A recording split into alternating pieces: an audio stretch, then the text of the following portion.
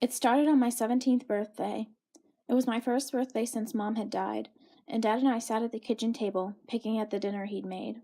We were trying to pretend that we didn't miss her smile, and her laughter, and her decorations and special chocolate cake. Birthdays were always Mom's favorite, and she never failed to make a big production out of it. She always made me feel so special. God, I wanted her back so badly. But that night, as I lay in bed, drifting off to sleep, a grim vision of my mother had appeared to me. She sat in the chair across from my bed, a corpse with her head partially caved in from the car accident. Her once beautiful smile had been transformed into a grimace now that rot had eaten away her soft lips. She watched me silently. I stared back, my body cold, and waited for her to fade away, sure that I was dreaming. But she remained. I would see her at odd times during the day, sometimes standing silent and solemn in the pantry, or watching me through the window when I came home from school. She was always in the house. Each night, when I turned out the lights to go to sleep, her eyes would glow dimly in the dark of my room. Sometimes I would just wake up randomly in the night to find her face floating silently just inches above mine, the moldy smell of her hair ripe in my nostrils. She was watching over me as I slept, and while that thought would have normally been comforting, there was nothing in my heart except terror.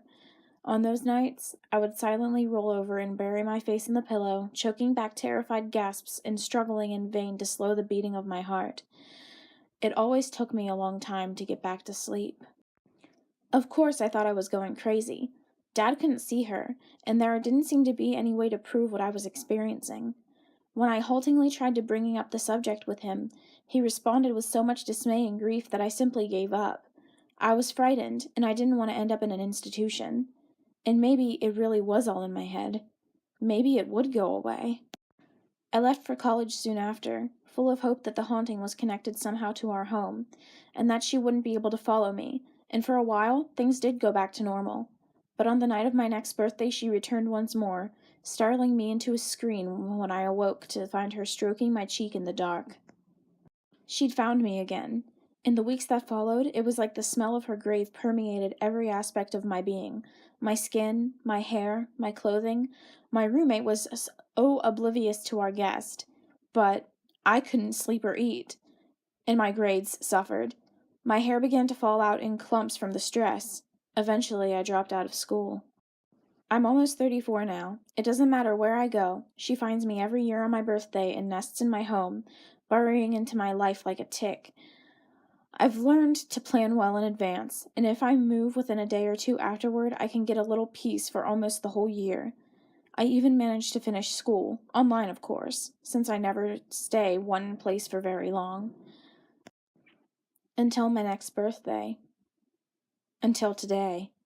Dear Christ, is it time again so soon? I try to distract myself, but my eyes keep flitting to the clock on the wall. Soon, too soon, night will fall, and the time will come, that very moment when she brought me into the world, and once more the stench of old decay will fill my nostrils, and I'll feel the spongy flesh of her hand fall softly on my shoulder. And I'll have just what I desperately wanted all those years ago. I'll have my mother back again.